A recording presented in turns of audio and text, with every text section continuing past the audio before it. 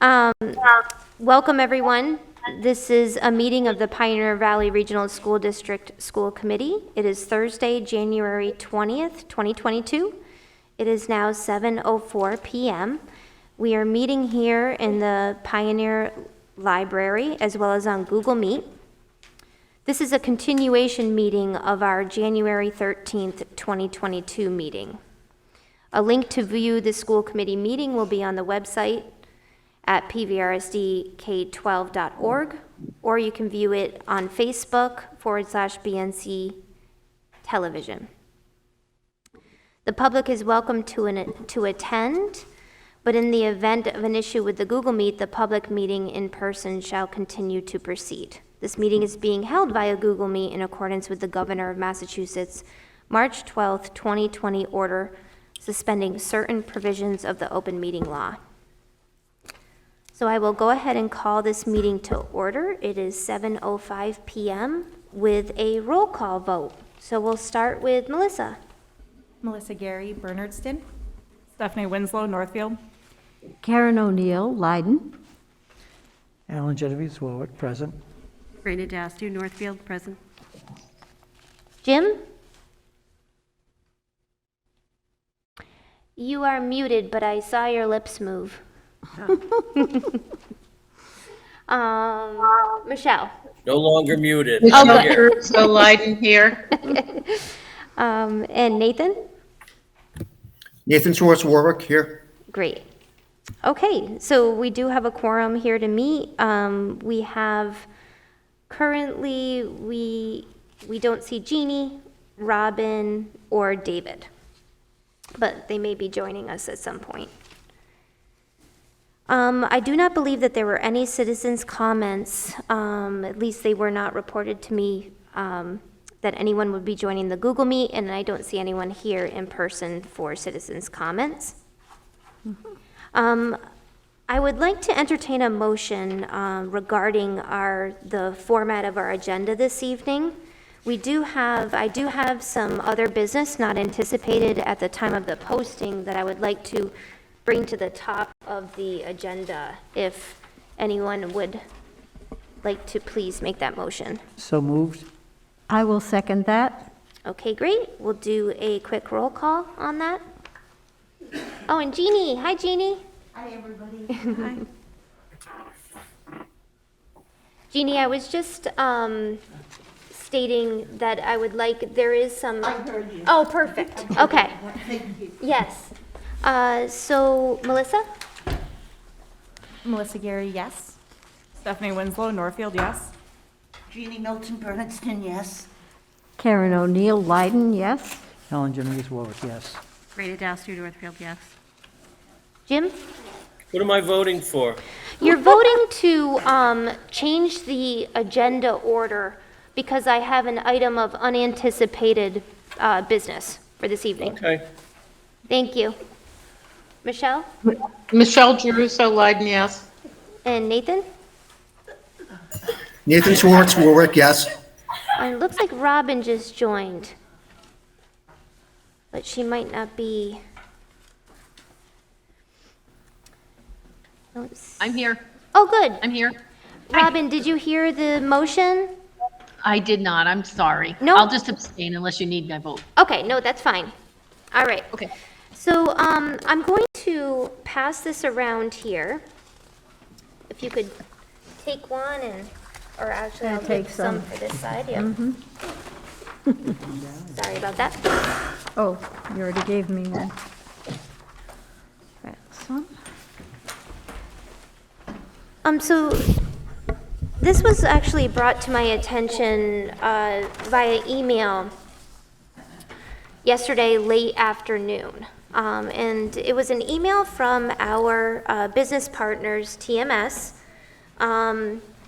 stating that they had received a letter from the Massachusetts Department of Revenue. I know that we do have folks here that are tuning in remotely, so I will go ahead and read the letter. It's dated January 13th. It says, "Dear school business official, your regional school district has not submitted the the Regional School District balance sheet for the certification of excess and deficiency, E&D, for the fiscal year ended June 30th, 2021. Per state statute, this report was due by November 30, 2021. E&D must be certified by the Division of Local Services, DLS, Bureau of Accounts, BOA, prior to the budget adoption by the Regional School Committee and subsequent submittal to the local appropriating authority for the assessment vote.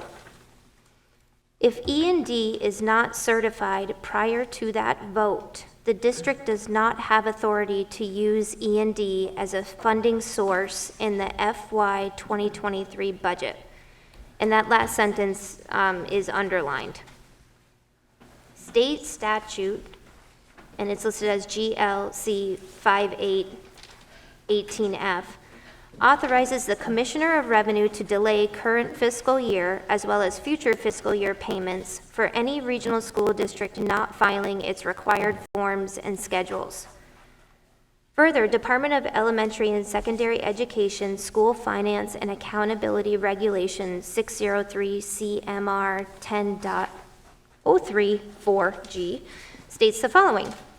At the discretion of the Commissioner, the Department may withhold release of all or some part of a district or municipality's quarterly state school aid if the district has not filed the reports required under 603 CMR 10.03 in an acceptable form by the required filing deadlines or any extensions of those deadlines granted by the Commissioner.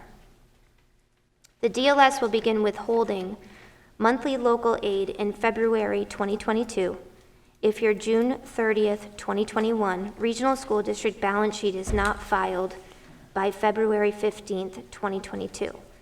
And monthly local aid will continue to be withheld until the regional school district balance sheet is filed. If not received by August 15th, 2022, withheld local aid may be forfeited and returned to the general fund of the Commonwealth. In addition, please be aware that FY 2023 monthly local aid will also be withheld until the 2021 regional school district balance sheet is submitted.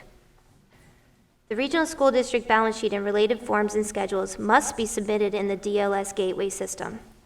Please refer to the year-end letter to regional school business officials for further information. If you have any questions, please contact your Bureau of Accounts field representative. Sincerely, Deborah Wagner. And she is the Director of Accounts, Division of Local Services for the Department of Revenue. I did respond to TMS, essentially Joel, who is our, who we have been working with closely from their organization, stating that this was disappointing news, and to inquire as to, why the committee hadn't been informed that this balance sheet wasn't submitted by the deadline. Essentially, and I did ask TMS to be a part of this meeting this evening, letting them know that we were going to address the receipt of this letter. Both Joel and Andy Paquette had other obligations this evening, but we are meeting with them tomorrow morning.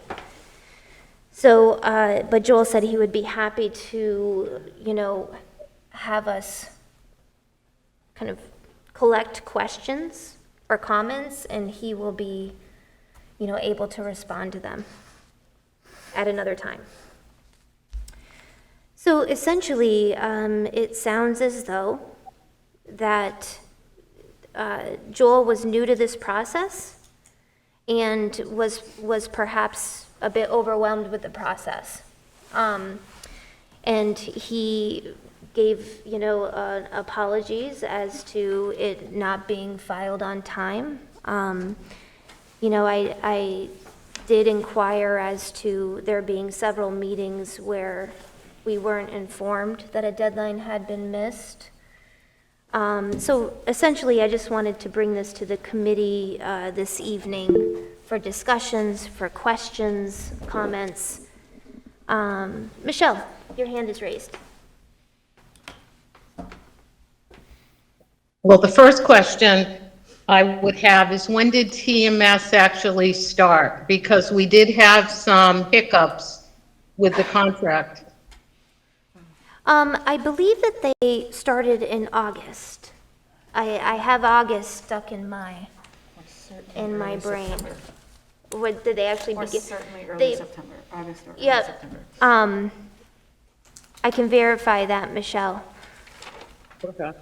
And the second question, depending on when they did start, what were the books like that, could they turn around a balance sheet quickly? It did not, from Joel's response, it did not seem to be an issue of time. It seemed to be more an issue of inexperience with that particular form. And again, he stated that, he's not going to make excuses. It is what it is. It didn't get filed. He has assured me that it was filed. It since has been filed. This letter, like I said, was received on January 13th, a couple of hours before last week's school committee meeting. He has since filed the document. It needed signatures from our district treasurer, which it did not have at the time of his filing, but he did meet with the district treasurer today and received those signatures. So he would be, I assume, resubmitting to the DOR. Stephanie, did you have your hand raised? Yeah, I was just gonna say, it looks like September 13th, we started the contract with them. Okay, September 13th was the date of the TMS contract. Julie? Yep, Alan? It's funny, I had a partial headache when I came here, now it's getting worse. So a couple of things. I'm glad to hear that date, because one of them I was going to say that we kind of owned as a committee, because the plan was to advertise for both the business administrator and a service at the same time. And for whatever reason, that got delayed, and so they came in, I'm going to say a month after we could have had them on board. But still, September is plenty of time. It's a little, well, it's more than a little, it's a lot disturbing, in that, there are basic requirements that a school district needs to put in place. And certainly, when we met with the CEO, Andy Paquette, of this, there was a team of people that would be working to provide support to the district. And so it's disappointing to learn that either the support wasn't there for him, since he has acknowledged that he hasn't done this for the first time. This is the first time. This really is. I can understand other things that you get missed in deadlines. I cannot understand missing a November 30th deadline on this, particularly because we don't have any E&D when we go to vote the budget, because unless this is taken care of, there is no E&D, and that was made pretty clear. And my recollection was the timeline for a budget at the town, wasn't it February 15th? Or so someone can fact check me on that, but it was pretty close to when they're saying this should be done. So I guess the 2 points I would like to know is, certainly a comment to the CEO that, there's disappointment that we felt that the support would be in place so that something as critical as this would not occur. Second, someone knew that you had to file at some point, and again, someone on the team should have pointed out that it's not a complete filing unless you have the treasurer signing off on these documents. So that's the second catch that members of the team should have recognized there was a shortcoming. And I guess the third point, we have an overseer that is following this, and I don't know if you have any correspondence or comments.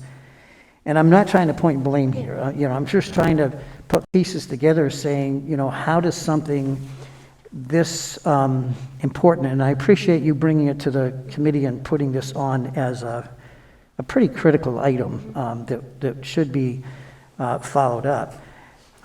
So where's the overseer in this process that there was some kind of direction saying, hey, remember, because he's all about the money and making sure we have it and it's available, and we're planning on a budget for the coming year, so he should be looking at our expenses and our potential revenue sources. So I would hope that somewhere along those lines, he was looking at this, and if so, was there communication with TMS to say, this needs to be taken care of?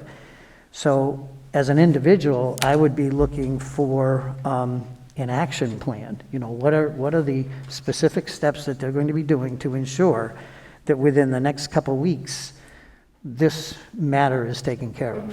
And a report back to the committee, not necessarily as who was at fault or what happened, but what action plan is being put in place with people that will follow this up. And I know that they give us a couple days, or I don't know, 1, 2, 3 days a week. They give us perhaps additional time. But whether there's 2 or 3 people on this, or one person, as a committee, all we care about is that the fiduciary responsibilities are being handled by our overseer, as well as our the TMS in their services. So with that, I guess I'll pause. I'm sorry for the lengthy dialogue. No, thank you. Did you have something to add? Well, first, I feel a need to apologize because in the end, district administration lands with me. And I supervise our business office, whether it is a business manager who is on our payroll or it's, thank you, sorry. So I am apologizing as the lead administrator for the district because all administrative responsibilities end with me. And I did not catch the deadline, and I therefore did not supervise TMS to ensure that they got this in on time. And I've been doing some looking through old meeting notes, et cetera. Rick Kingsley, our overseer, has been bringing this up. I'm looking at an December 2 email from him to TMS with a number of items, including what's up with E&D. And, they're on December 3rd, it's in its final stages of preparation and should be submitted soon. I have been trying to understand, Alan, what is my role here. It is not, on the one hand, it's not possible for me to know all of the business manager role. I need to be able to count on those folks, and at the same time, it's my responsibility to make sure that we're adhering to what we need to adhere to. So I've gone through the superintendent's checklist and looked, is there an E&D date in that? There wasn't. I'll leave it at that for now. Yeah, so could I just say that I do not hold you accountable for this at all. I would not have an expectation for you as the superintendent to have the knowledge of these intricacies of the business administrator. Over time, as you're going through this, you're going to pick up so many things. But I think it's an unreasonable expectation that you would come in and know those. You probably could get off from the School Business Association a list of the tasks that need to happen and the date that they need to happen, similar to what the commissioner puts out. Superintendent's checklist, sure. So that you might want to ask that, as well as the DOR could provide that as well. So, but that would simply be for knowledge for you to just sort of be asking the questions occasionally. But for you to be responsible for this, thank you for the apology, but it's not necessary, in my opinion. And again, I feel the same way, Alan, and I would have expected, had a deadline been missed, when the finance department is reporting out to us, that it would have been mentioned. So it's kind of two separate issues. The the task was not completed in a timely manner, an extension wasn't requested, and then we weren't informed that this task did not happen. So I do think that it would provide just a talking point for us, because they are on a contract, for the school year. So I know that it's another agenda item, of course, to discuss the permanent superintendent search, but I do think that it gives us something to think about as far as, do we want to engage in a business manager search? And I guess along those lines, we should be thinking about advertising for a full-time business administrator now, putting that together, because there are workshops that are happening that go over how to do an end-of-year report, the changes in the regulations and the new requirements that they'll be putting out there. And you might find it helpful. I would always go with the business administrator and listen to that, why he took copious notes, because there's a wealth of knowledge that just, you'll gain from that. But we should be thinking about advertising pretty soon, and so we can begin to build a relationship, even if they're starting, in July. Nathan, your hand is raised. Thank you, Julie. Yeah, I can't help but wonder, we haven't had a budget subcommittee meeting for a while. And that's just another layer of people looking at this and making sure things are done okay. I think we should make, getting our subcommittees with all the chair people and schedules a meeting, that's as one of the things we should prioritize. Thank you. Thank you, Nathan. Yes, and I had intended to discuss that, so your message is timely. Is there any further discussion about this letter? I have a question. Oh, yes, Melissa. So as I was just scanning the letter again, our role as school committee members, what is next? So it's been filed. Yep. As a side note, I do want to say I agree with everything Ellen said. This is basics. And I think the fact that we already have a financial overseer, and that we hired, I wasn't on the committee obviously at the time, right? But watching and knowing that the district hired a organization, that this has now happened, is beyond acceptable for me. And so now, February 15th was a date in here. Our next meeting's February 10th.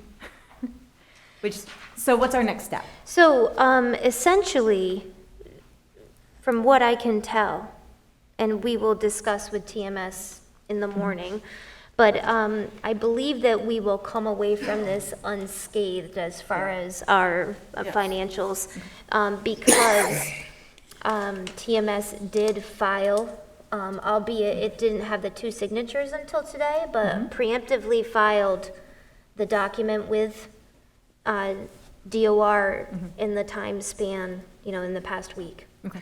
And then with the signatures today, that was the piece that needed to be finalized in order for the DOR to present, to certify the funds. Yep. So as long as we receive a response from the DOR, and I'm not familiar with the process, I'm not sure if no news is good news, or if we receive another letter stating That it's been, that Yeah. we're off in the clear. Yeah. It just so happened, so I talked with our financial overseer, Rick Kingsley, today about this. He and I have been meeting monthly with Associate Commissioner Jay Sullivan and Christine Lynch and Michelle Griffin, who do finances in the regional schools department. I can certainly check in with him next Thursday to make sure that we are all good on this. Perfect. Okay. So now we will move on to discussion of policies. So We are still discussing the private vehicles, it looks like. Yes, And I we just are. want to thank Karen for her excellent job facilitating the meeting last week. I greatly appreciate that. I had an emergency, so Yeah, thank you, Karen. well, I'm glad you're back. Okay, I would just like to start quickly at the beginning, reviewing the essence of what people suggested, to make sure that I have it correctly notated here, okay? And then we'll move on to the sections we hadn't completed. So in section A, we were concentrating on number 3, and we wanted to keep in the change with the sections 3, 5, and 12, but change some of the wording after that to or a binder for individuals for individual events to be kept year-long on file. Is that the essence of what people wanted there? Yeah, I don't think you have to be that specific. Okay. I think all you would need to say, or a binder showing active insurance. A binder showing active insurance. Okay, sounds good. And again, I invite committee members to chime in if I get anything incorrect or you have something to add. Okay, and then we had changed number 6. Starting with the highlighted part, we kept when possible or practical.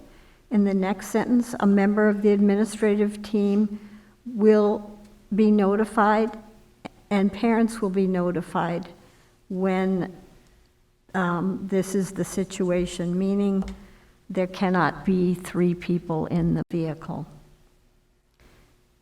Okay? Yes. The one thing I would switch is I would start the sentence. So instead of there must be, and then it goes when practical. Right. There So must if be we said when possible and practical, at least 3 individuals, including the staff member teacher in the vehicle at all times, a member of the administrative team and parents will be notified. And then you can say when there's less than 3, or you could just say When these conditions are not. when a staff member is transporting a student, right? Because I Okay. would assume Right. that contact would be made. Like, Okay, hey, Melissa, I'm dropping your kid off. right. Exactly.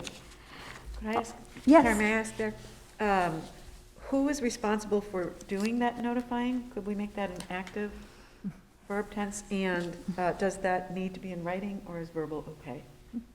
And does it need to happen, in advance of the trip? I would say this is probably, if you're transporting 3 individuals, like, this looks like an emergency situation to me. Not always. Not necessarily. With an It employee. can be a regular So, okay, so what if it situation. was an emergency? Then, Verbal. I'm just asking for clarification. Right, Sort of yeah. who's Right. responsible for notifying? Does it need to happen in advance? Raina has her hand up. Raina, So I was comfortable with not specifying whether it had to be verbal or in writing because I wanted to leave that up to the situation, so that I think verbally is acceptable. Raina, can you bring your mic a Oh, little closer? sorry, yeah. So I felt that verbal notification was acceptable depending on the situation. And I would think the driver, or, I think the driver would probably be, Nathan, your hand is raised? Yeah, thank you, Julie. I was just going to say, there is a whole section on emergencies. Like, if it's an emergency situation, there's a whole section that deals with that. Okay. We should deal with non-emergency situations in this specific section. Thank you. So you're referring to section D. Yes. Okay. Yeah. Robin, So when I'm looking at this whole sentence doesn't make sense to me, and I'm trying to read it in context. So are we saying that there's always 3 individuals in the car when possible and practical? Or are we, and that when that's not possible, a member of the team will be, administrative team will be notified? Like, that something doesn't make sense to me there. Am I missing something? It says there must be at least 3 individuals, including the staff member or teacher, in the vehicle at all times. And then, when possible and practical. And then it says a member of the administration will be notified when this is the situation. You mean when this is the situation or when this isn't the situation? No, that needs to be clarified, as you say, When there is less than. when there are 3 fewer vehicles. than 3. Okay, so we would want it, because that didn't make sense to me, that way that played out, so we'd have to just, so we'll be notified when this requirement is not met or whatever. Right, Okay, thanks. thank you. Any more discussion on this? Raina? I also just wanted to clarify, and I think this came up in the discussion last week, is that we would like, for everyone's protection, for there to be at least 3 individuals, but Yes, there are situations where it's just not possible to do that. If there's Correct. one Correct. student that needs to be transported on a regular basis to another program, right. can't have 2 staff members taking their time to do that, so. Or if someone is dropping off and there are 2 students, and when that one student gets dropped off at home, Right, you're right. going to have a length of time when there's only one student in the car. Right. Yep. I recall that. Okay, so then we moved on to the Part B. And we discussed first of all, we wanted to change the title. I recall that. And we wanted to call it student vehicle again, as it was before, because that's what it's about, and it would be consistent with the other titles. And then it was the sense of the committee that we change the last sentence. Students are not allowed to transport other students unless they meet all legal requirements, and we were thinking about age, number of people in the car, and so forth, and provide proof of insurance as in Section A. And that was the grandparent speaking. So, is that satisfactory now? Robin? So the proof of the insurance and also a currently inspected vehicle? Right, That's it, everything in okay. Section Everything. A. Okay, perfect. Yep. Thank you, that's perfect, thank you. May I ask a question? I think I'm going backwards because of that. And Melissa, I'm sure will have good input. Okay. Going back to A2, copy of inspection report, confirming current valid state inspection sticker. So I believe our insurance company just wanted to make sure it was a copy of the inspection report, not a photograph of an inspection Right, sticker. we Okay, did bring that sorry. up. Mm-hmm. Apologies. No problem. And we want to keep in that prior permission from all involved parents and guardians, correct? Okay. May we move on to Part Nathan? C? Oops. Yeah, I'm just wondering if we should add, with prior permission from all involved parents / guardians, should we include, you have to follow the requirements in Section A? You know, We the just did insurance, that. the- Yeah. we Okay, just sorry, did thank that. you. That's okay. All right. Anything else? Then we'll move on to Section C, parents' vehicle. So in section A, we do not limit parent vehicles to one class of events. So we've taken out specifically for a field trip. But we still require that they meet the same requirement as a teacher or employee would in section A in providing the relevant information. Is that clear? Mm-hmm. Okay. All right, in part B. Oh, Nathan? No, Robin. Robin. Oh, sorry, Robin. Robin?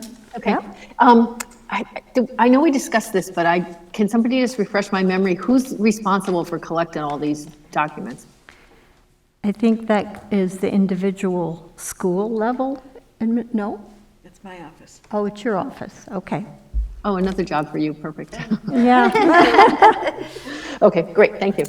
So I have a question. What would be the process in the elementary schools, getting them to you, Patricia? Because if it's something that's going to happen on Wednesday and the information, the forms get turned in Wednesday morning at one of the elementary schools. I hope we'll get to a point where, as often as possible, these types of forms are being handed in with more notice. 48 hours, Yeah. at least I think 48 so. hours. Yeah, and the schools can scan them over.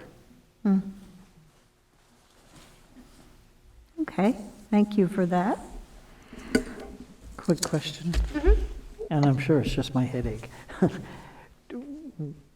Was there another place that would require a query check?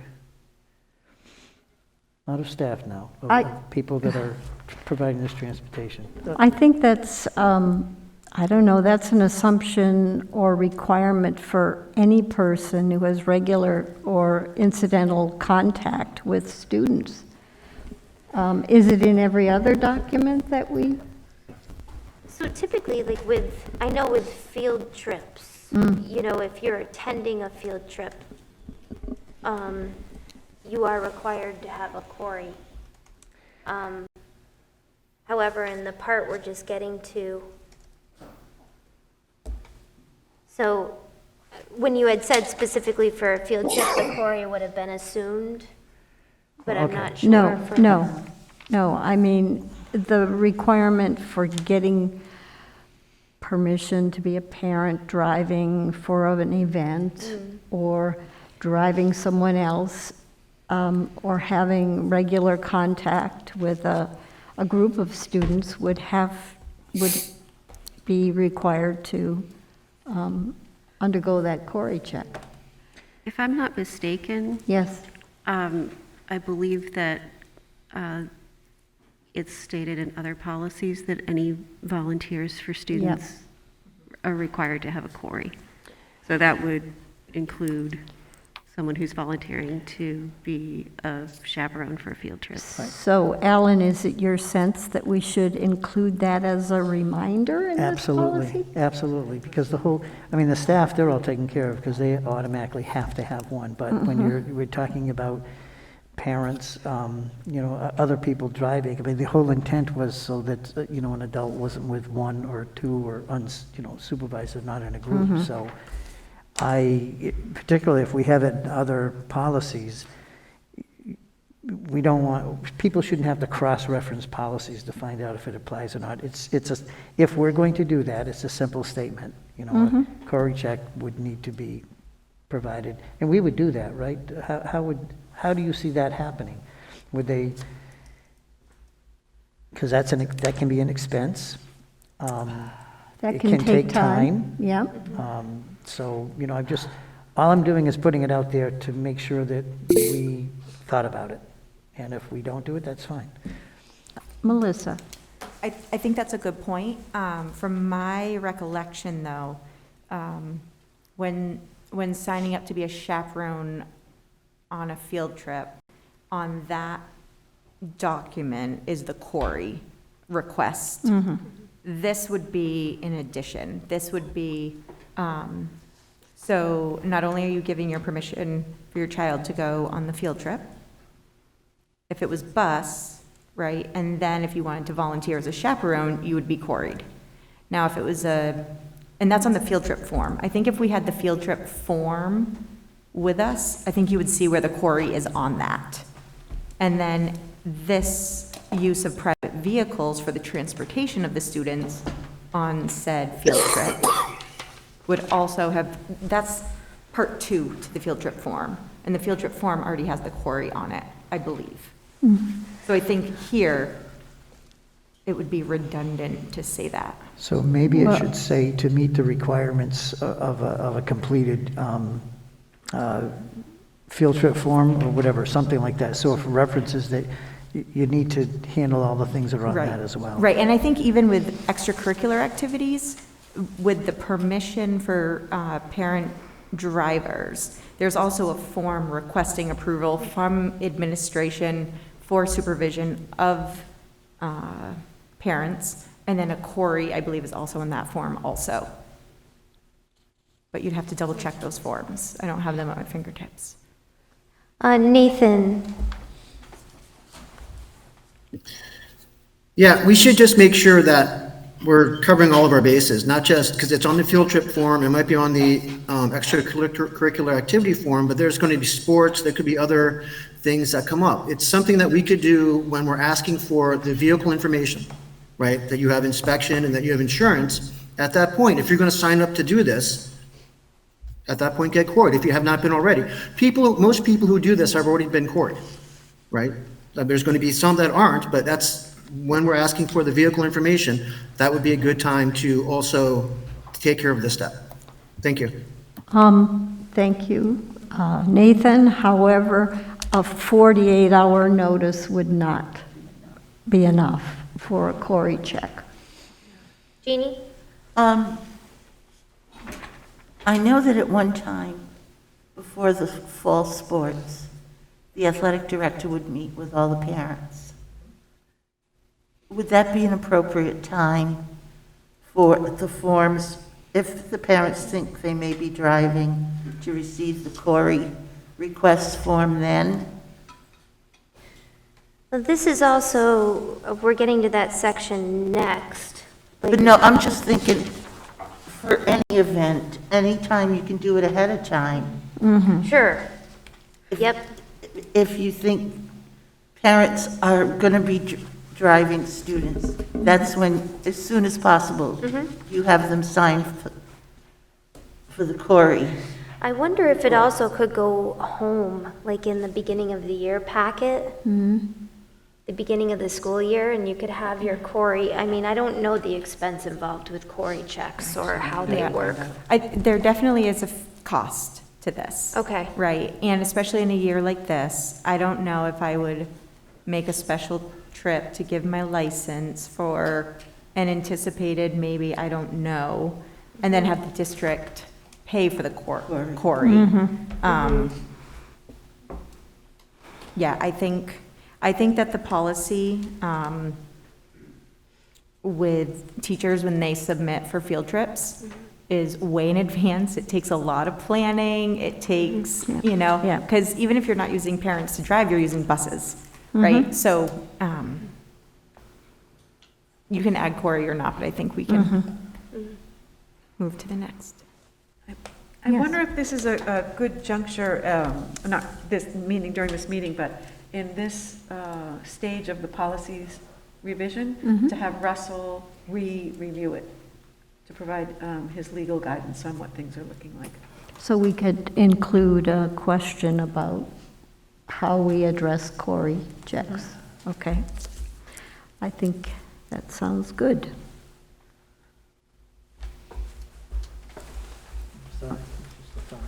No, that's okay. That's what we're here for. Yeah, that's right. We need your Yep. input. Okay. So then we go to, in section B, is parents may not drive their own student or other students except by prior arrangement in extenuating circumstances. And we thought, for instance, maybe if there were a medical or dental appointment between the end of school and the time a bus departs for an away event somewhere, that might be one of the things that we would think about. and permission to drive one's own student to or away from an away event may be given by the principal, and the coach must be notified before the bus departs. So Yet- I do have to say, I struggled with this one some, for a couple of different reasons. Just from experience, especially that Smith College winter track. You know, like it's a haul. Yeah. And typically we would just bring, our own child home with us and then avoid having to go back out when the bus arrived, back at the school. However, I got to thinking about it too, where I noticed that most of the kids who had parents in attendance would have that opportunity. But then I thought about the one or two kids, sometimes just one, who are kind of stuck on the bus, riding home alone. And that doesn't sit well with me. I do think we've received some feedback about this. If not formally, I thought that we had received a communication as a group maybe about this, I don't remember. But someone in the school taking, thinking that this was not a good idea, to not allow parents to drive their own kids. Well, we discussed that it was especially important for teams to travel together in preparation for a game. And I believe that's reiterated in the athletic handbook policy. As far as returning, the one coach on our subcommittee happens to coach winter track.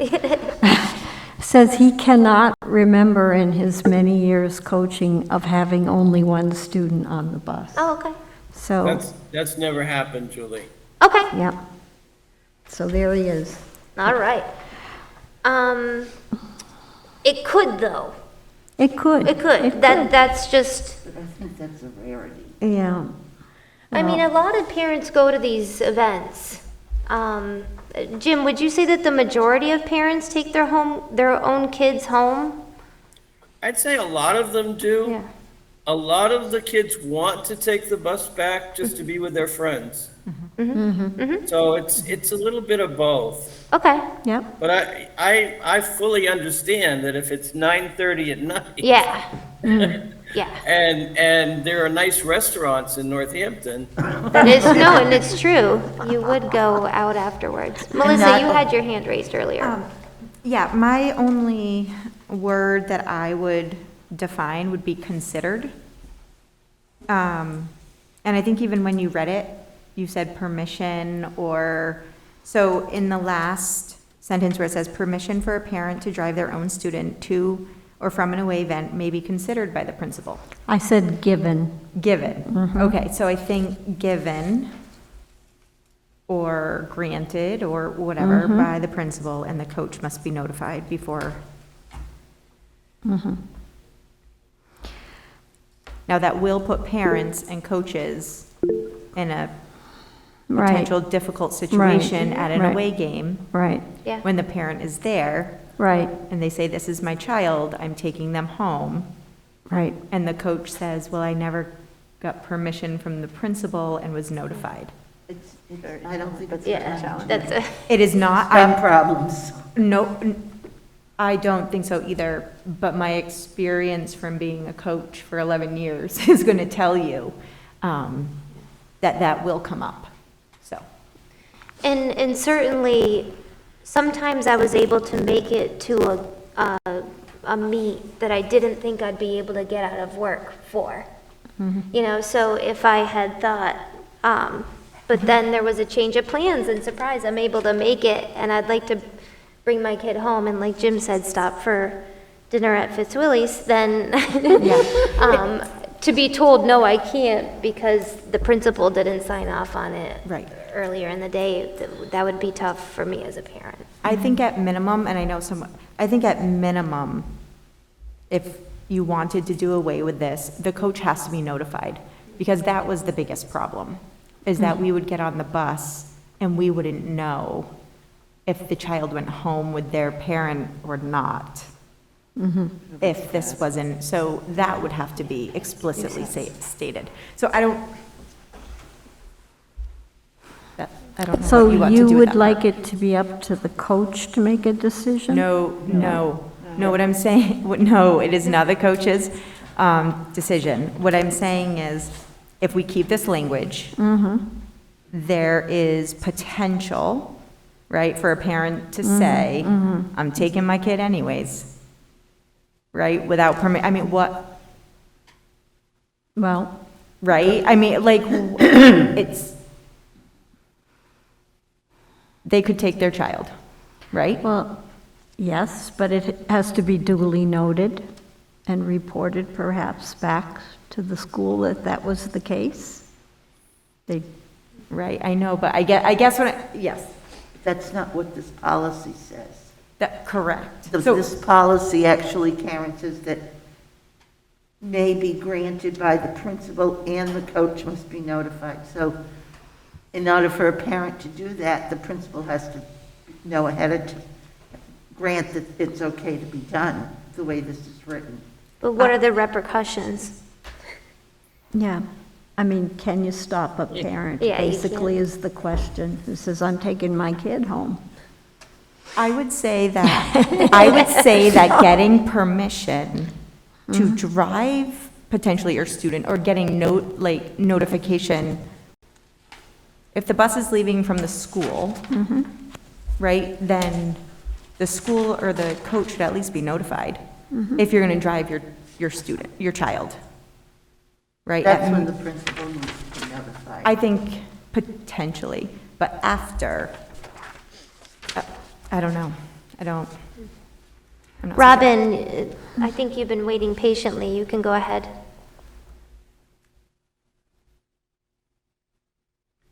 You're on mute.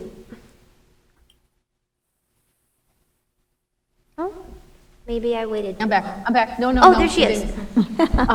I'm reading the policy on one part of it, going screen to screen. So I'm trying to put this in perspective to what we went through, and I know things aren't the same, but when you're saying extenuating circumstances, going to Fitzwilly's for dinner is not an extenuating circumstance, but on the other hand, No. I live in Leiden, and my daughter was skiing, my kids were skiing at Berkshire East, so they would have to take the bus back to Pioneer, and then I would have to supposedly pick them up, drive from Berkshire East back to Pioneer to pick them up. So there has to be a way that if a parent is, I just feel like if the coach is notified and the parent and the coach figure it out, maybe there should be a sheet that the parents, just something that they sign that I took my kid and that the coach has proof of that. Or some sort of sign up, so that it just seems like you're making parents jump through hoops. And as much as I understand the team thing, and I absolutely do, but Jim's telling me that that's not really a problem. I think to tell parents that they have to, I just think you're going to run it into trouble. I mean, if the coach, I would never be the parent to say, if the coach said, no, your kid has to come on the bus, and grab my kid and go. I mean, unless it was a medical emergency. But there are people out there that would. So, a parent, they can take their kid. They just have to make sure that everyone knows that they took their kid, so their child isn't left at the slope when the bus is left. Am I missing something? Raina's got her hand up. Julie? I'm sorry, Raina, then Alan. So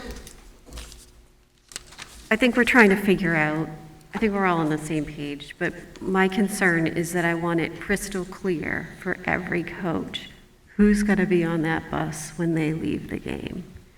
I don't want any coach to be in a position where they're not quite sure how a kid is going to get home. So the prior permission and getting cleared from the principal just kind of was one way to take it away out of the hands of the coaches and take that responsibility off of the coaches. So that they have a list and they know who's going to be on the bus and who's not on the bus. But I also don't want to make it harder for parents. I don't want to make anybody jump through hoops, but I want to make sure that every kid is accounted for throughout the game and after the game.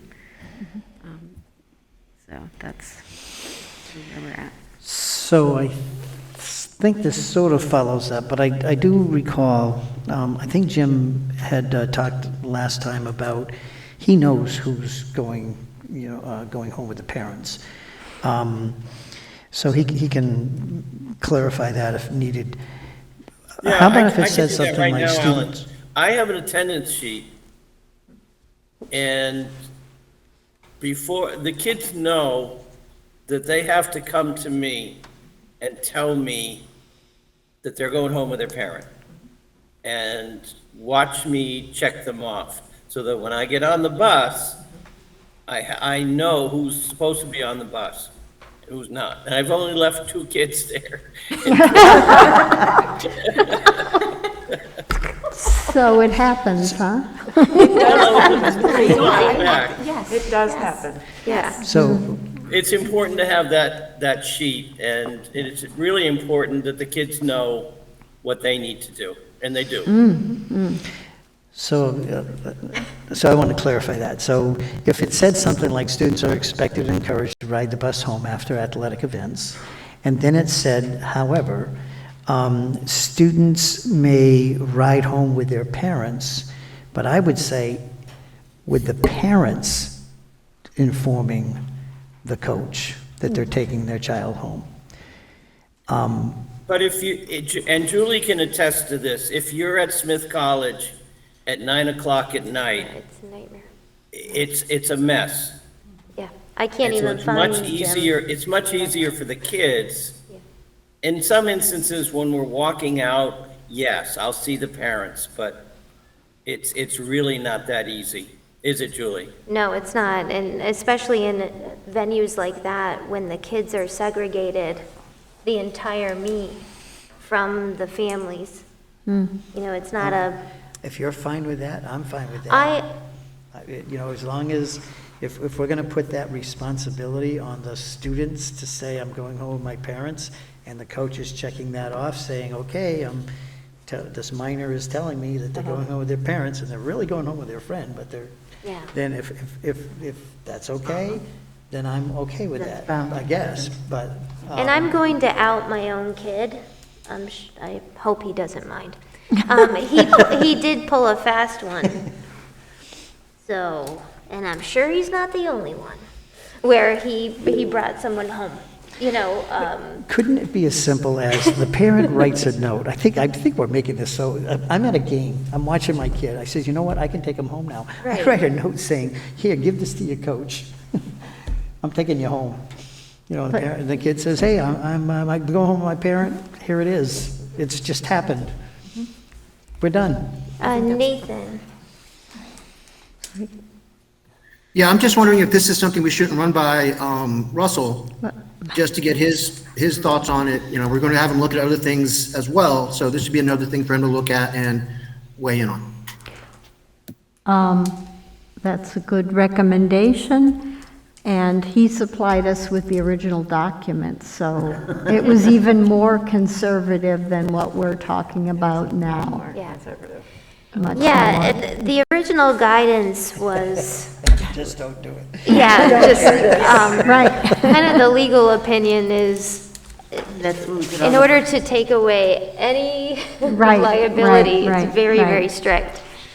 But we quickly found that it wasn't the practice in most places, if any.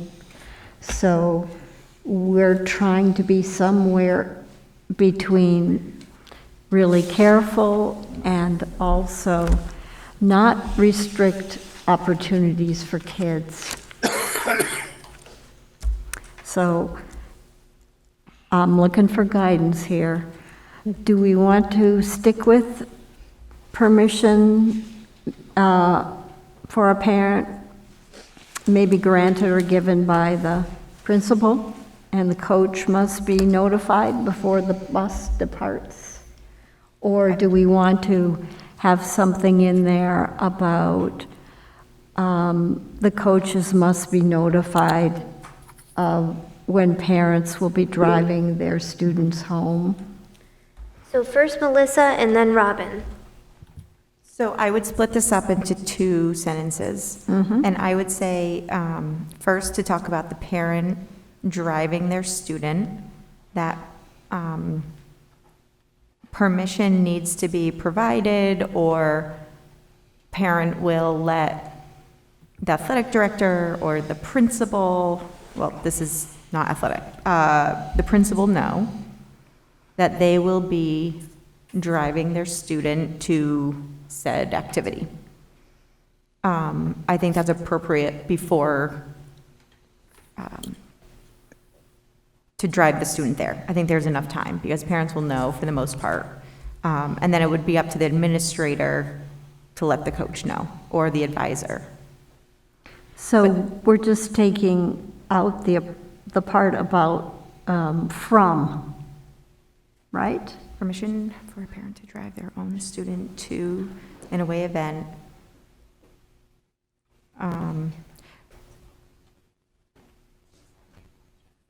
No, parent, when a parent is transporting their child to an away event, they will notify the principal. Right. Robin. And, Oh, sorry. And then the end for a parent to take their student home, child home. right. I think what Alan said is really good. Either a written note is given to the coach, or if Jim has an attendance sheet, like most coaches do, the parent can initial, because not as many, when you're in a gym or a soccer field, it's a lot easier. So there are some extenuating circumstances. So if it's easier for Julie to write a note and say, here you go give it to your coach, you have a note, right? But I do think there needs to be something written to the coach, or a sign off. So you're dividing it between to an athletic event And or home. extracurricular activity, and then from. Okay. Just, if you're a parent and you're driving your kid, provide the school notification. Let everyone know, so everybody knows that they're not waiting around to transport your child anywhere, right? And then, when you're away, that there's a sign off, whether it's a written quick note or a signature. Robin. So I kind of, some of mine goes to hers, but I think parents are more trainable than we think. So if they make a mistake one time and they don't do what they're supposed to do, you go back to what Jeannie said, when you do your athletic training, you say, all right, there's a problem with transportation. This is our policy. If you want to pick up your child, it's up to you to make sure that you call the principal or the coach or whatever you decide.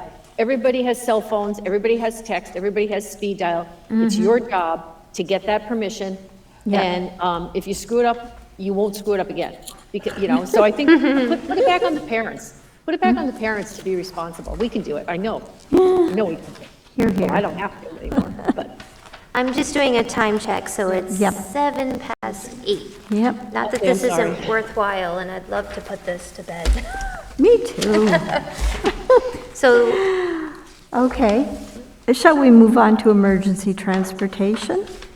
We didn't change anything from our original suggested policy here, but I'm open to comments if you have some.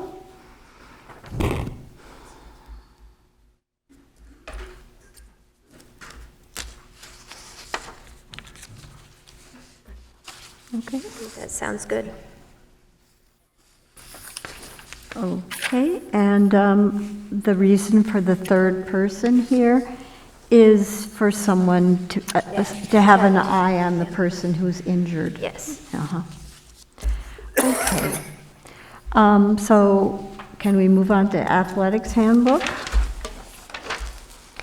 We kept 1, 2, 3, A, B, and C intact. Now, Karen, did Yes. these, I'm just I'm trying to be mindful of the time. So this meeting was due to adjourn, I At believe, 8:30. Okay, do you want us to take up that part? I'm another wondering time? if we could work on the handbook at our next scheduled meeting. Absolutely, yep, Unless anyone objects to that.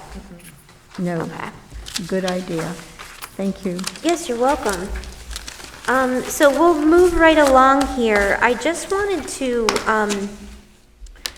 discuss a little bit the permanent superintendent search. So I had brought this up, I believe at the December meeting, that our interim superintendent has submitted a letter of intent that she would like to, that she is interested in having the permanent position. And we did have some discussion surrounding what that would look like, the search process, how involved it needed to be, and whatnot. I just wanted to bring it back to the committee. I have been in touch again with Glenn Kuchar, who is the MASC, he's the president of Executive director. Executive director, yes, along with Liz LaFond, who is our field director. They both did, again, reiterate to me that we do not need to engage in a full search. So we don't need to reopen the process again unless we feel it's necessary, for members of the community or, essentially members of the community, and us. But they really wanted me to know and to relay to the committee that if we are happy with our interim superintendent, that they would encourage us to just grant a permanent contract. So I wanted everyone to be aware of that. And when I had spoken with our financial overseer, Rick Kingsley, he stated that he was very pleased thus far with our interim superintendent, but that it might be wise to get through the first evaluation period before we kind of make the determination of how we will proceed with the search. So I wanted to get an update from Karen, and I know that you were going to do that anyway, Karen. Sure. To discuss the timing, because as Alan mentioned earlier, along with the business manager, administrator position, this is the time that we would be recruiting for both of those positions. So we don't want this process to, we want it to, of course, be fair and equitable and at the right time, so that we're not always kind of behind the 8 ball. So if you could give an update as to the evaluation. Yes, the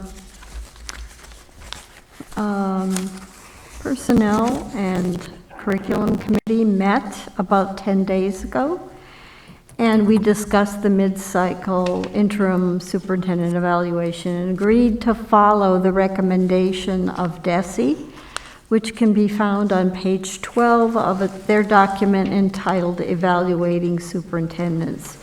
And I will send you all a link to the pages that I am referring to by tomorrow, okay? So you can read that. But I want to quickly say what it tells us or recommends what we should do. And this comes from page 12. It says, at the mid-cycle, the superintendent synthesizes information obtained to date and prepares an assessment of progress on each of the goals detailed in the superintendent's annual plan to present to the school committee for review.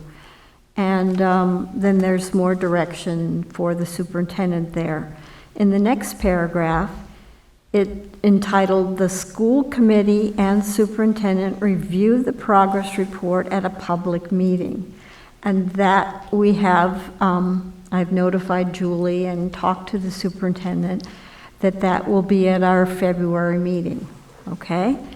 And it says that the purpose is, the superintendent and the school committee review and discuss her report and evidence. The purpose is to share relevant feedback, develop a clear understanding of the progress made on each goal, and to achieve agreement on what, if any, mid-course adjustments may be needed. To enhance public understanding of the evaluation process, it's recommended that the committee review the report and evidence at the same meeting at which the superintendent presents the report, or at a subsequent regularly scheduled meeting of the school committee, but I think we feel we can do it at the February meeting, and that would fit better with the timeline that you've just discussed. So I will send you that link.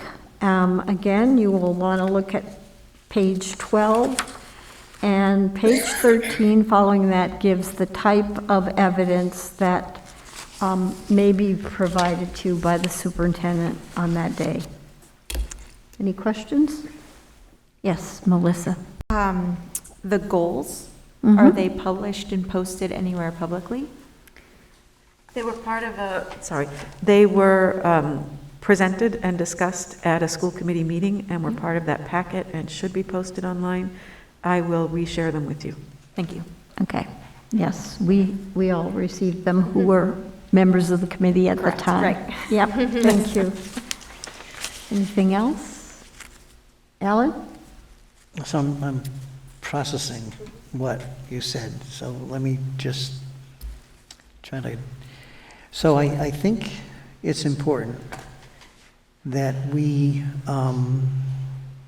in fairness to the superintendent, that we make sure that we're including boards of selectmen, finance committee, town officials, because we did say that we would have a process that we would advertise. We'd look for a superintendent. The interim superintendent could apply, and that if she was the best candidate, best fit, or whatever, she would get the job. And my thinking, as I think about that, I thought that was the fairest way in terms of she earned the job. We had other candidates, or maybe we didn't even have to interview the other candidates. We had a paper screen and concluded that we really have the best fit for this district. So I'm trying to weigh that against how do we be sure that we're keeping our own integrity because of what we said before, and get communication out to the 4 towns that we are going to be reviewing the superintendent's progress and evaluation. It will be discussed at an open meeting. Here is the date of it and so forth. We hope that you can participate or view it. If she receives positive encouragement, or however you want to word that, the committee may decide to offer her a position, but give them an opportunity to weigh in so that we don't hear, hey, here you go again. You said you were going to do this, and now you turned around and you just negated all that and decided, here you go, here's the job. So earning it, or at least being upfront of how we feel she has earned it and is the best match going forward, is critical to be sharing with town officials and getting their feedback. And if you heard an overwhelming response of, no, you shouldn't be doing that, you need to advertise, at least you can take that under advisement. I'm not so sure you're going to hear that, but just having that opportunity to express their thoughts, I think, are important. And I'll be quiet. No, I appreciate that, and that's why I brought this up for discussion, because on the one hand, of course, we want to maintain our integrity and do as we said we would do. On the other hand, we also don't want to go through a big formal process if it's unnecessary, right? So, a couple of items here. If we were to decide to kind of take a poll or I don't know the best way to put it, but to communicate with the towns to get feedback, with members of the administration team to get their feedback. You know, we would need a timeline for that. We would need to figure out how we solicit that information and then how we gather it and interpret it. And, you know, whose responsibility that would be if we're going to form another subcommittee for a superintendent search and potentially a business administrator search as well. So, you know, that's what I wanted to try to iron out this evening. Yeah, and you're right on task. I was going to say that you could do that, and it's called a 360 review, where, because we are in extenuating circumstances. Yeah. And superintendents are very difficult to find. Yes. So you could do a 360 review, which would do just that. Comments from the public, from the finance, from the staff, from the committee as part of the evaluation that Karen's doing and the curriculum personnel. And you could do that review. And all that information then could document, substantiate, validate, And inform. an informed Yeah, decision of the committee. Melissa, then Jeannie. So I'm trying to think back in the past few years of watching things go down within the district. I think integrity and moving forward is really important. I think that when Ms. Kinsella was hired, it was in the interim, we need to do this now. From also being in education for many years, this is now when you start posting, as you said, the jobs. And so I think moving forward with some type of legitimate search is completely appropriate. And once we do the review and we look at the goals, if we decide to continue, that's fine. But I think we need to move forward and continue and open something that it makes all of this a legitimate process. It's only been a few months, and so I think we owe it to everybody to do that. I agree. Thanks, Jim. Jeannie? What Alan said is very appropriate, but I don't think we have the time. I wish we had started this back in December or even earlier to get input from the towns, select people, etc. Because we're looking at probably 2 months to gather all that information. And I just don't want to see a delay for anybody's purpose, whether it be Patricia or other applicants, other people out there that might like to apply for the superintendent's role. Certainly, if they want to send us feedback via emails, that would be very welcome. But as a formal question to the town's to the town selectmen, finance committee, etc., I think we're not doing it in a timely manner. If I could interject here, there is no recommendation that I have read anywhere that we do a formal evaluation involving any other parties in addition to the school committee. We certainly can take feedback, but I don't think we need to require a particular form of feedback.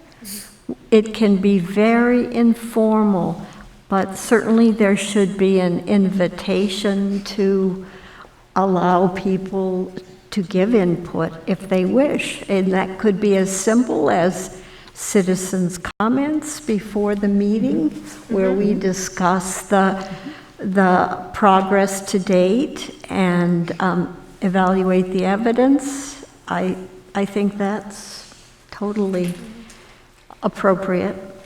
And there does not need to be a written evaluation at mid-cycle. Right.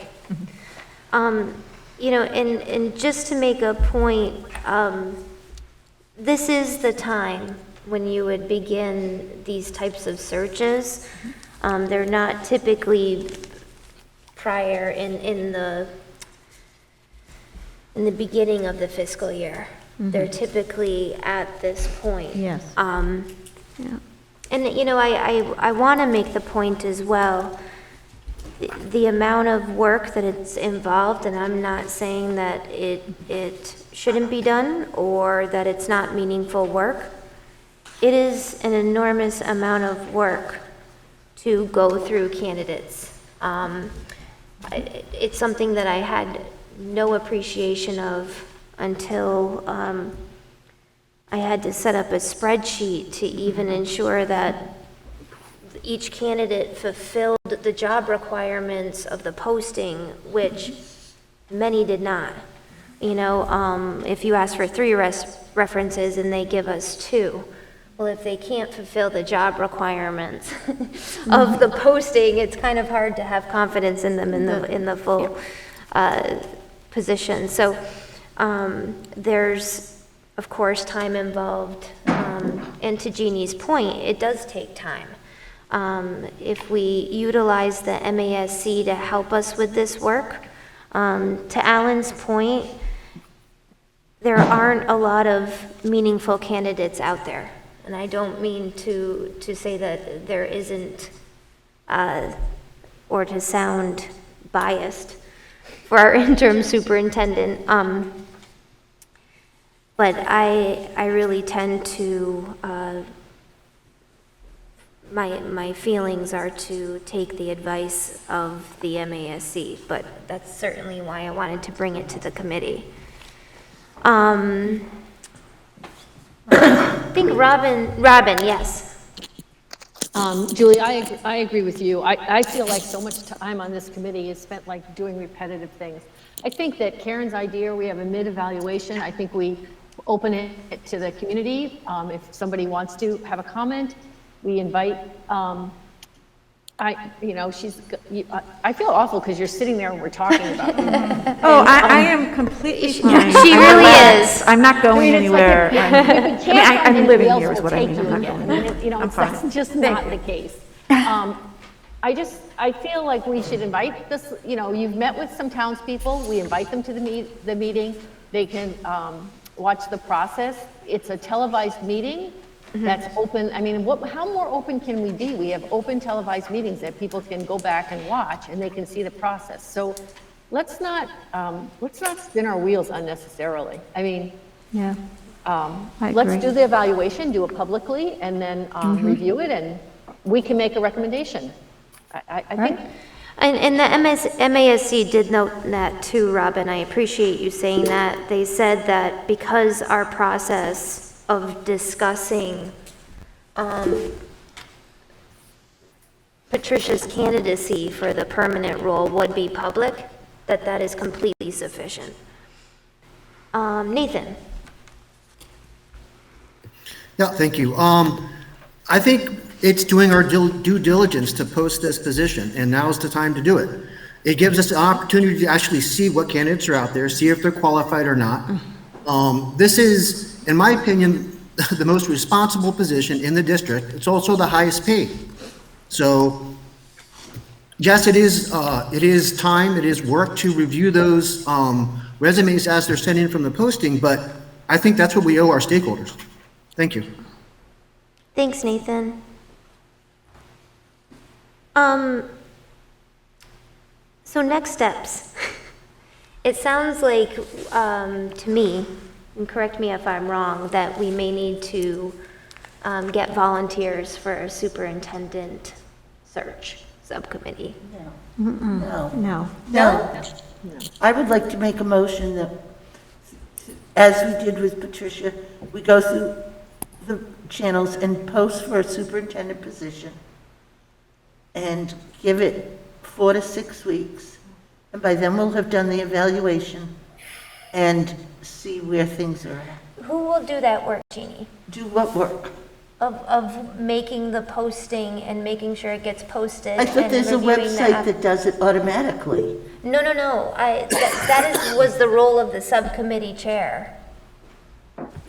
Or else I'm doing the work. I don't think it's fair to post a job like pretend that we might fill it. I mean, that's why, it's a lot of work to apply for these jobs and meet those requirements. It's 1 month, guys. Let's do the review and see how it comes out. See how many people are really interested in attending the meeting and putting some feedback out there. Nathan and then Michelle.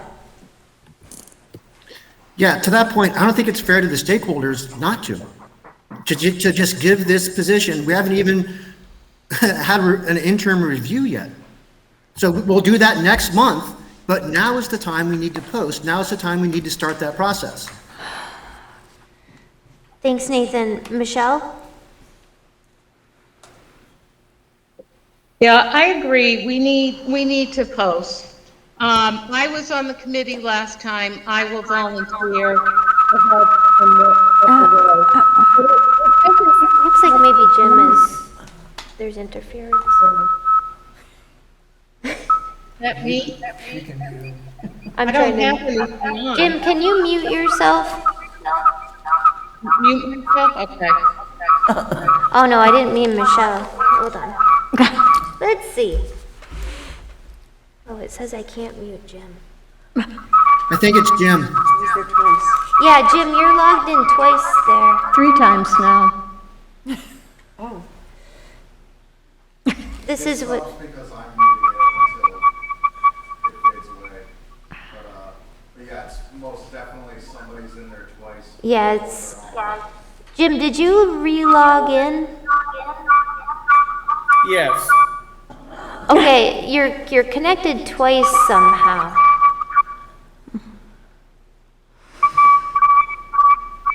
Maybe you could completely log out and try again.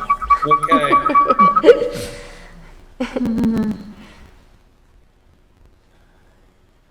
Okay. Michelle, you were volunteering, I hope. Yes, that's what I was doing. I think, just to get the process, transparency, equal opportunity, let's just do the process. It did not, take that much time. Let's see how many candidates we get. We can screen them, and go forward. Okay, so last time I was in contact with the MASC. You can hire them to essentially run the posting for you. They essentially gave me a job description from another district that I tweaked some. I really don't want to be involved in that capacity as I was the last time, given my role as the chair of the full committee. And so I really would need someone else to spearhead that endeavor. And Michelle, but I think that you will need some support. You'll have to work with the MASC to get the posting up, get an accurate job description. There was some feedback from the committee last time that the salary ranges weren't on that one or on the business administrator one. And then the resumes would need to be reviewed and a recommendation would need to be made to the committee as to who to bring forward for the interview process. It's a lengthier thing than what meets the eye. Michelle, if you need help, I'm willing. I will Okay, too. thank you. What about our newest committee member? I'm sorry. She actually just offered herself. So You did? Yeah, I'm great. happy, I'm happy to help. And yeah, I have experience within this role, so. Nathan? Yeah, I was just going to say, if you need a fourth, I would volunteer my time as well. Great, we have a committee. Is there anyone else interested before a committee's formed? I would participate if needed. I mean, Okay. there's only, just to hit the points, there's only a few things the committee will have to decide. You just hit on one of them, Yep. which is the salary. Yes. You need to decide on that salary range. The other things are pretty easy to fill in. Because we know when to start and things like that, but, and the job description is, I mean, that's just universal. It's gonna be the job And description. I did find it was, Yeah, it was. So you just need to, and that needs to happen sooner than later. Oh, Salary very range. soon, very soon. And, with that, we also, we really should be having the discussion about if we're going to formally look for a new business administrator, which, You should be forming that committee now, Yeah, should too. we Yes. make a motion for that? exactly. Nathan? I would say we should start that Yes. process as well. So are there volunteers for a business administrator subcommittee, search committee? May I ask a question? Sure. So the business manager is one of the 4 roles that under Massachusetts law, the school committee appoints.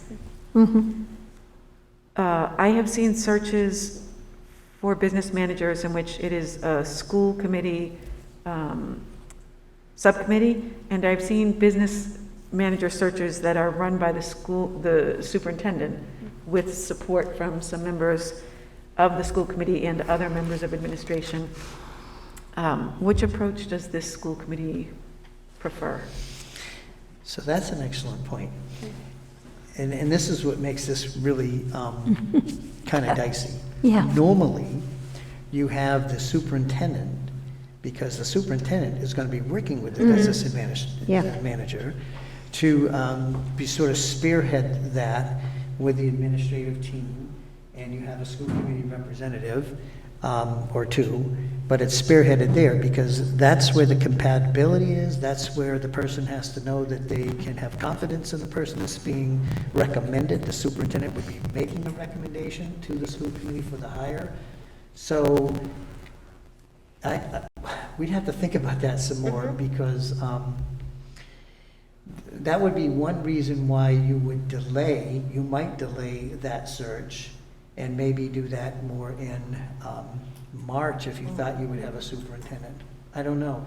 I know in my case, the business administrator left in the summer in my last job, and so the school committee had me do both the business administrator for the year and the superintendent job, so that the new superintendent that they hired could Yeah. interview and do that. I So- remember the feedback when our previous business administrator had given notice, was that she was giving ample notice because typically business administrators are looking for positions in February. I thought that that's what she had said. Yep. Do you have Alan, you've hit the nail on the head, and it's a little awkward. I don't feel uncomfortable, but it is awkward because we don't know if I'll have the permanent role or not, and my own preference would be to have me run the search, to give me the permission to get a draft process together, present that to us, or just let I know how to run a search. Let me pull together materials, a timeline, a recommended committee, which would include a member or 2 of the school committee. But let's get out there. If we're going for a business manager, let's be one of the first districts in Western Massachusetts to go out. Let me recruit in Eastern Massachusetts. Let me use my networks. But allow me to start a search sooner rather than later. And I'm comfortable with that. I just wanted to be respectful of Yep, how you yep. felt about that. Thank you. Because it really does belong with the superintendent. And regardless One of second, we Robin. know our need. Robin and then Jeannie. Just a quick thing. Can we consider, and I'm not saying that anybody would want to do this, but, it's only been a couple months. Can we consider another interim year? I mean, then we would, No. all right, we it would. was just a suggestion. I'm really off the table. So I think that, well, from what we're hearing is Patricia as we know, she would be unretiring in order to be, and remember, we had to do two waivers in order to have her still retain her position, and those were granted under, emergency circumstances related to staffing challenges, also related to the pandemic. So I don't believe that process could be continued for further than a year. And Can we ask? Yeah, no. There's didn't- also, We got a letter. should the committee decide that they would be interested in having me serve the district for another year as an interim, some in the community could read that as a lack of confidence in my services. Yeah, And I would not be interested in that, in being put in that situation. I know. There's another piece to that. I just want to be respectful of order here. So Jeannie was next, and then Karen and Alan. I was going to make a motion that we allow Patricia to start to do the search for a business administrator. We already have a motion and no second on the floor. Dean made a motion to post the superintendent position, but there was no second at the bottom of the Oh, okay. So I don't know if we want to jump ahead to the business. No, I think we should finish one before we start another.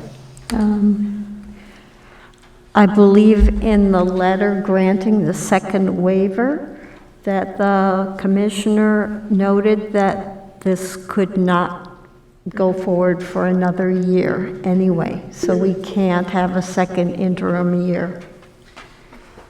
And that fits to my comment. where Yeah. Right now, because of COVID, all of the, how do I want to say this, the requirements to be retired have been waived.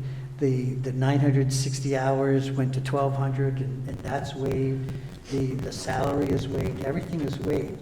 Now, that could change, that for 2022, but that could change with, I think it was today or tomorrow, where the legislators would decide if we're gonna stop that. So that all kind of goes to, we need to not do another interim. Right, I want to be respectful of time. It's 20 of 9. yeah. We still are on business. We haven't had subcommittee reports, which are vital to go through. So I think that we need to, Nathan, I see your hand is raised. Can it wait, or do you really want to make your point? I was going to second the motion to post the superintendent search. Okay. Okay. If that, do we want to, well, I think that we would need to take a vote, though. We formed a subcommittee, or we at least have an interested subcommittee for the search. Do we need to vote on that? Well, you already voted, so you formed your, no, you could vote. You need to vote on You the could vote motion. to post the position, and then you're gonna create the network to do that. Yeah, But I you don't already think we have a need to, subcommittee. actually, we don't need to vote on creating a subcommittee, because I've just No, created you those don't. myself. Okay, You perfect. need to vote on posting the position. Okay, All right, okay. all right. So Jeannie had made the motion, Nathan seconded. Any further discussion? Okay. I didn't hear you, Jeannie? No, I was, Talking to herself. yes. Okay. Or thinking out loud, or driving my husband crazy. Melissa? Melissa Gary, Bernardston, yes. Stephanie Winslow, Northfield, yes. Jeannie Milton, Bernardston, yes. Karen O'Neill, Leiden, yes. Alan Genovese Warwick, yes. Raina Dasty, Northfield, yes. Jim? I'm sorry, what am I voting for? You're voting to post for the permanent superintendent position. Okay. Yes. Okay. Robin?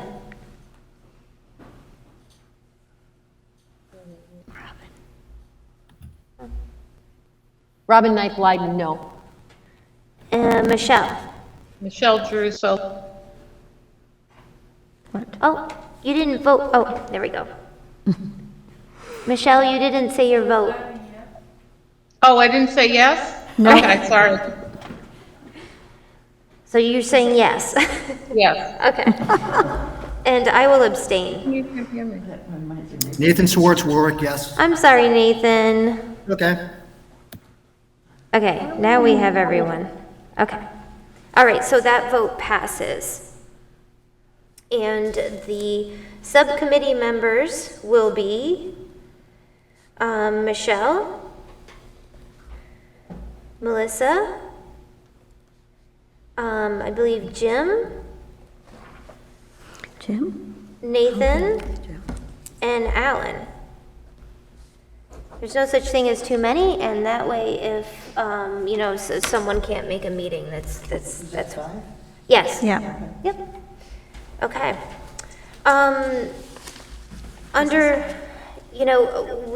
we can move into, I really feel like we should. Are we gonna vote on the, we also discussed about, I would like to make a motion. Yeah, I was just going to say that. So I was going to say we could move on to the subcommittee reports, or we could continue on now with the business administrator position, which it sounds like that is where we want to go. Okay. Jeannie, go ahead. I would like to make a motion to let Patricia Kinsella be in search of a potential business manager. For her to lead the search? Yes. Okay.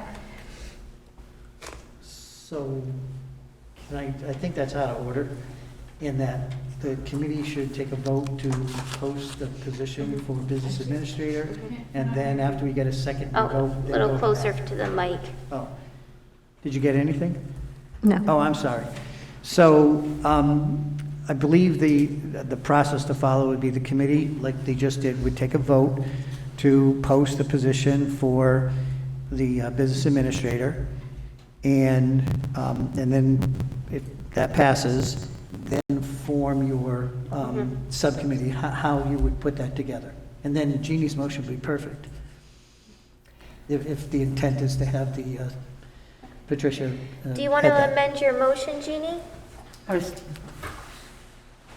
I make a motion to post the position for a business administrator. And can I add to that? Well, that's by itself. I'll second that motion. Any further discussion? Okay, Melissa? Melissa Gary Bernardston, yes. Stephanie Winslow, Northfield, yes. Jeannie Milton Bernardston, yes. Karen O'Neill, Leiden, yes. Alan Genovese Warwick, yes. Raina Testu, Northfield, yes. Robin Knight Blyden, yes. Michelle Jeruso, Leiden, yes. Jim Bell, yes. Nathan Swartz, Warwick, yes. And Julie Burke, Northfield, yes. Okay, Jeannie. I would like to make a motion to have our current interim superintendent begin the search for and reach out for a potential business manager. I second that. Any further discussion? So just for clarification, beginning of the search to me means that she would put together a recommendation for the composition of the committee, develop the timeline, and, handle the particulars, and then that would come to the full committee. Here's the plan, and then the committee's formed. It's only for transparency purposes. She's informing us, we're not voting on it, which she would do anyways. Okay, yeah, I imagined her handling the search. Yeah. And then, The final vote would still be up to the school committee. yeah, Yeah. but you would say, I picked this person. You say. Well, you would give your the committee would recommend, recommendation, yes, okay, okay. It's usually not that finite. She might come forward and say, I have 3 recommendations for the committee to consider. The committee may interview those, or if she can live with them, or 2, might be 1. But generally, there's a recommendation that, here's 2 or 3. Sometimes committees ask for a number like that, and for them to at least get a feel for the 2 or 3. And then listen to the input from the administrative team and the superintendent, and then the committee votes. But generally, committees do not bring one candidate. Okay. You can do whatever you want, but I'm just saying that's not really a good practice. What did you envision, Patricia? I think I was focused on the getting started part. So I would be fine with that. Okay. And I would be happy to bring, I could bring the draft process to the committee at its next meeting and present that. And if the committee approves, I just start the next day. Yeah, and I'm not sure if we feel that that's necessary. We voted for it to be No, you do posted. it. Yeah. Nathan? Yeah, I was just going to say, in interest of getting the posting out as soon as possible, to get that head start, I don't know if that step is necessary to come back to the committee. Yeah. Yeah. Okay, all right. Okay. Okay. All right, so now there's a vote for that. Melissa? Melissa Gary Bernstein, yes. Stephanie Winslow, Northfield, yes. Jeannie Milton, Bernardston, yes. Karen O'Neill, Leiden, yes. Alan Genovese, Warwick, yes. Rita Dastu, Northfield, yes. Robin Knight Blyden, yes. Michelle Jeruso, Leiden, yes. Jim Bell, yes. Nathan Swartz, Warwick, yes. And Julie Burke, Northfield, yes. All right, thank you, everyone. That was 9 minutes. Great. Okay. So now we will move on to the subcommittee reports. I just wanted to make a quick statement that, to Nathan's point, and I think everybody has noticed that several of the subcommittees have not met in quite some time. And that was due to several different factors.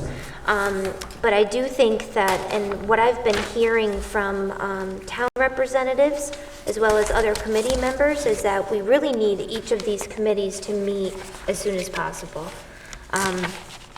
We're really getting into FY23 budget season, which I believe a draft of which is due at the beginning of March. The vote. from Oh, the vote, okay. Is by So- March 1, yes. And, We should be meeting multiple times right now. in the Yeah, midst yeah. of evaluations and searches and everything else. So I recognize how much work this is for everyone.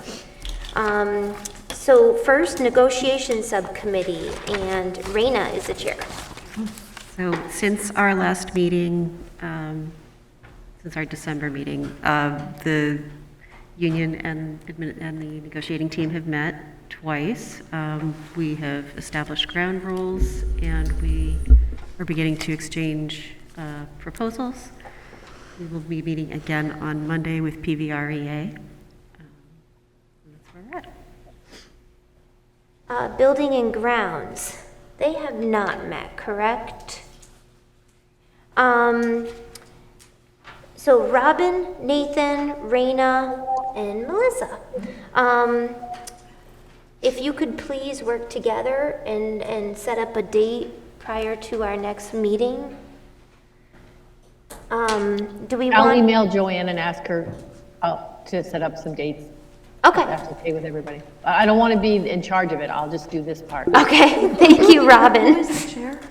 Doesn't look like there was a chair. No. There is a chair because I believe that Mike was. Mike was. So that will be established at their meeting. Okay, thank you. Nathan? No, I was just going to address that, thank you. Okay. Curriculum and personnel, Karen?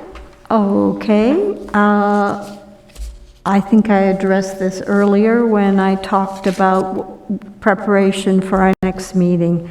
We did meet about 10 days ago. Okay. Thank you. Budget subcommittee. This is a group that has not met. We have Jim, Michelle, David, and Melissa. Is it possible to have a commitment that that group will meet? I believe that it's imperative. I need you. So is there someone who can take the lead with that subcommittee, at least to get a meeting set up as soon as possible? I'll get a meeting set up. Thank you, Michelle. As soon as possible. Thank you. I thought we were waiting for, I just want to make a clarification, point of order. I thought we were waiting for Patricia to finish meeting with the administration to get their budget. I think at this point in the development process, we would be ready for you to Oh, okay. begin getting All some right, direction thank and you. ideas. Thank you. Thanks. Policy Nathan? I'd like to mention that that's also a subcommittee that's in need of a chair. Yes, yes, so you will also determine that at your first meeting amongst yourselves. Policy, Karen? Yes, you see that we've been very busy working on a use of private vehicles policy. But we also have a meeting scheduled for February 1st with Tracy Novick of MASC to wrap up our revision of the policy manual. So get ready for some heavy reading. Ominous tone. Oh, you bet. Okay, and then district agreement. So, Michelle, I believe that you're the chair of both the district agreement and the Warwick transition subcommittee, are you? I don't know. I was Warwick. I think I might have volunteered for district agreement. So, Yes, you did. the district agreement committee, I believe met at the end of November, beginning of December, and we read over Desi's reply asking why Warwick was in the district agreement still. So we were waiting for clarification from Desi, and I believe that letter came the end of December, right before Christmas. Is that right, Michelle? Michelle. Patricia. That sounds Thinking of about- Michelle Griffin. And then, I'm trying to keep Warwick transition and district agreement separate. But they Yeah. kind of end up being together because of the whole Warwick leaving the district topic. So 2 weeks ago, I believe it was, Patricia, myself, and Julie had a conference call with Diana Noble and what's Miss Hollins? What's her first name, Patricia? Susan Hollins. And we had a very good conversation about where they see Warwick going. And we were thinking of trying to get these two committees together to join one. But our problem now is our attorney cannot work with us because he works with the town of Warwick. So just on Friday, I emailed Russ and I said, can anyone from your office work with us as an attorney? And he said, no, that would be a conflict. So I think Patricia, I, and Julie need to discuss, or maybe it's the whole subcommittee, you tell me, where do we go next for an attorney? Yeah, so I do think that it does need to be on the subcommittee level, Michelle. Russ had given the guidance. There is MARS, which is the Massachusetts Association Regional schools. Regional schools, who can provide guidance for these types of situations. However, we may need more robust legal expertise, which would mean, which would come at a significant cost. However, What about your association, MASC? The MASC attorney, No. aren't there two attorneys that work for them? Russ didn't mention them. Well, he may not know that. Yeah, okay. So But I think, Michelle, perhaps getting the subcommittee up to speed even with the conversation from January 4th. So I'm seeing who else is on that subcommittee. Karen and Nathan. Aaron is on the Okay. Warwick. Yep.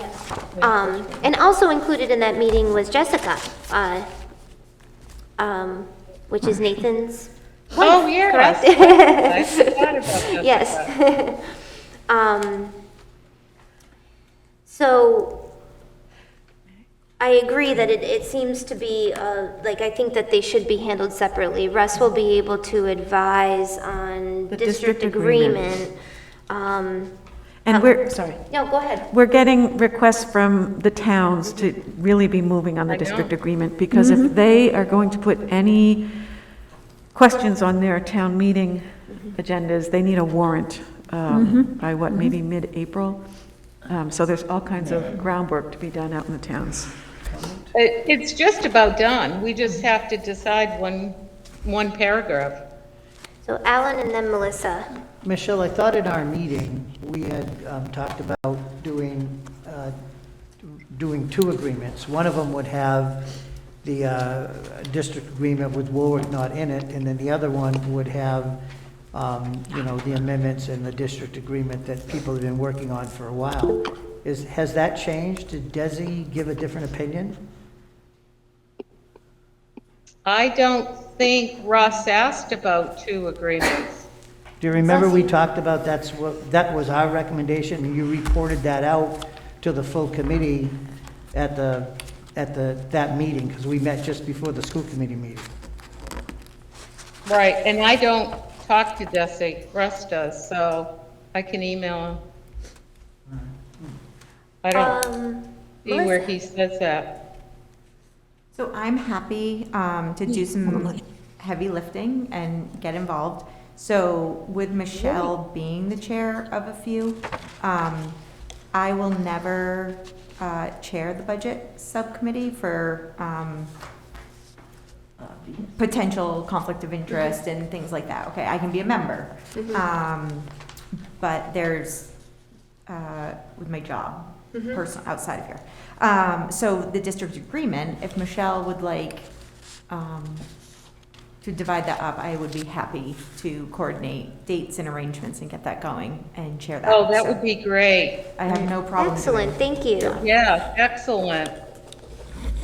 More people involved, the better. Absolutely. Okay, so Melissa will begin working on getting a district agreement subcommittee meeting as soon as possible. And Michelle will work on a Warwick transition subcommittee meeting as well. I'm fine, yeah. Okay. Do we have any other business not anticipated at the time of this posting? It's 9:01. Let's go. I don't think so. Okay, we have no executive session.